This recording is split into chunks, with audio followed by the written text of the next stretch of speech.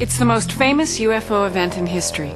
The supposed crash of an alien spacecraft near Roswell, New Mexico in 1947.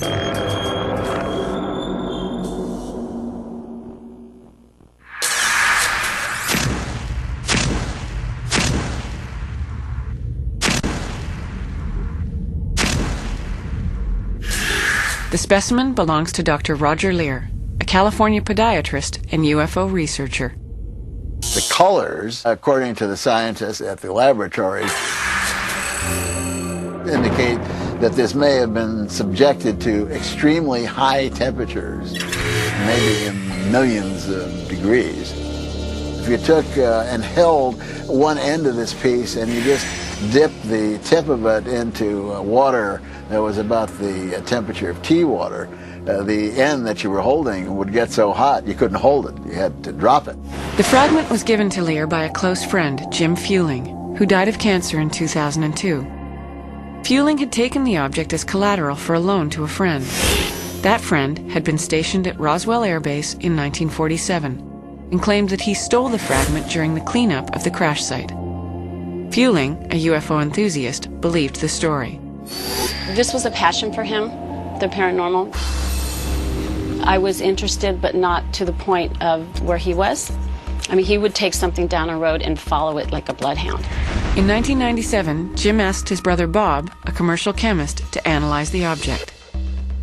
The most interesting characteristic was the absence of any metallic element. I found no lines. Apparently, it was very pure material. It certainly wasn't simply common material that you would buy in Sears or Radio Shack. It was unusual. I told him it was very unusual material. But of course, that doesn't establish that it's extraterrestrial. Nor that it came from the Roswell crash. Ever since the incident, there have been reports about pieces of evidence. Jesse Marcel Sr., an intelligence officer assigned to investigate the scene, talked to reporters for the first time in 1979 about what he found at Roswell. There were just fragments strewn all over the area, an area about 3/4 of a mile long and several hundred feet wide. So we proceeded to pick up the parts. He says, I tried to bend this stuff. He says, it will not bend. One thing I was certain of, being familiar with all air activities, that it was not a weather balloon, nor an aircraft, nor a missile. It was something else, which we didn't know what it was. Marcel's son, Jesse Jr., was 11 years old when his father showed him pieces of the Roswell wreckage. He had spread some debris on the kitchen floor. And he says, you know, this is something, I think he said flying saucer. I think this is part of a flying saucer or words to that effect. And I myself was not quite sure what the word flying saucer meant, but I sure found out later. So we kind of plowed through the debris and just mounds of foil-like debris, some black plastic. I thought bakelite debris at the time, fractured like a phonograph record. Following orders, Jesse Sr. took the debris to a facility in Fort Worth, Texas. When he returned, his mood had changed dramatically.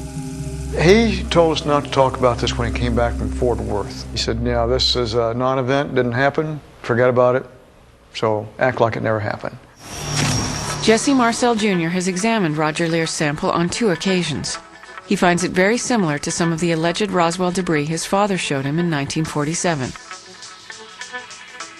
There's a reflective surface on one side and a dull surface on the other. There were certain characteristics that were the same, you know, like the color was the same, it was fractured. There's at least 2 references there that made it resemble the bakelite that I'd seen that night on the floor.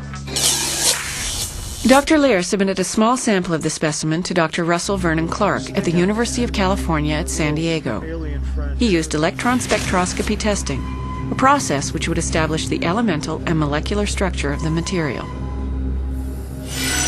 99.9% of the substance turned out to be silicon, but the silicon in the sample contained ratios of isotopes considered out of the ordinary. These ratios can tell you whether something is normal from this planet or maybe identify it if it comes from another spatial body, such as another planet. When the laboratory looked at the silicone, that they found that the ratios were not only non-terrestrial, not from this Earth, in nature, but they were so far out that it would be almost impossible to even put this thing together. Another laboratory that he sent it to indicated that the object was manufactured. It had a surface on it that looked like it had been machined. The tiny percentage of the material that was not silicon also showed signs of abnormal isotopic ratios. 3 other labs received the same sample for testing. And the results were conclusive that this piece was, number one, manufactured and contained elements that were non-terrestrial. The test results confirmed for Jesse Marcel Jr. the instinct he'd felt for 50 years. I've been pretty sure that this was not of human manufacture, based on my gut feeling and the fact that the material is totally different. You know, I'm an aircraft examiner, and I've seen a lot of wrecked aircraft. I've never seen anything like this before, so I'd always kind of felt that, yeah, that was something very unusual. In 2001, Roger Leir, other UFO investigators, and those involved in the specimen testing scheduled a press conference to discuss their findings in Oakland, California. The conference was being organized by a former network news producer, and a website was set up for a live streaming video feed. The UFO conference was all set, everything was ready to go, and suddenly I got a phone call telling me that the conference had been canceled. I asked my friend what happened, and he said, well, I really can't tell you at this time, but check out the website. So I went to the computer and put in the URL for the website, and suddenly the screen went black. UFO investigator Jason Martell had designed and set up the conference website. I'm freaking out because it's all gone. I'm trying to access the FTP server. I'm trying to look at the logs and see where the data is, and it's literally not there because our server was physically unplugged and moved. They said it was scheduled for service for a RAM upgrade. No reason for anyone to touch it, yet it was moved. To add further intrigue, Roger Leir received another call from the producer who first told him about the cancellation of the conference. Early that morning, 2 gentlemen in suits with proper identification came into his office and asked him to please accompany them. And they took him and put him in a van, drove him around the San Francisco Bay Area for 11 hours, and told him there is no UFO International press conference. Could there have been a conspiracy to prevent new Roswell test results from being publicized? There's no way to know. But the conference never occurred.